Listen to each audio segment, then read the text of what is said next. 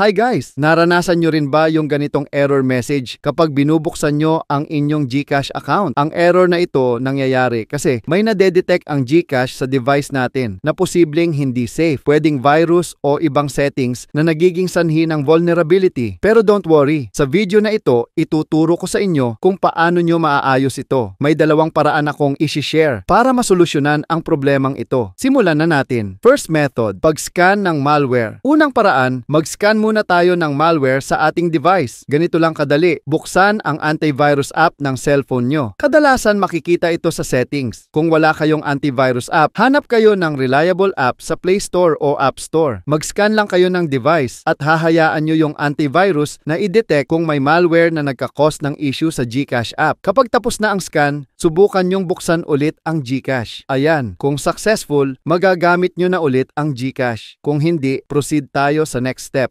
Second method, pag-disable ng developer options. Ngayon, kung naka-enable ang developer options ng phone nyo, baka ito ang dahilan kaya hindi gumagana ang GCash. Punta kayo sa settings, tapos scroll down sa pinakababa. Hanapin ang developer options. Buksan nyo ito at i-turn off. Ngayon, kung wala kayong makita na developer options, ibig sabihin naka-disable pa ito. Pero based sa experience, minsan kahit naka-disable na, kailangan pa rin natin itong palabasin at siguraduhing naka-turn off. Ganito ang gagawin. Punta kayo sa Settings, then About Phone, then Software Information. Hanapin nyo yung build number at itap ito ng multiple times hanggang lumabas ang developer options. Kapag lumabas na, bumalik sa settings. Hanapin ulit ang developer options at siguraduhing naka-turn off ito. Subukan ulit buksan ang GCash app.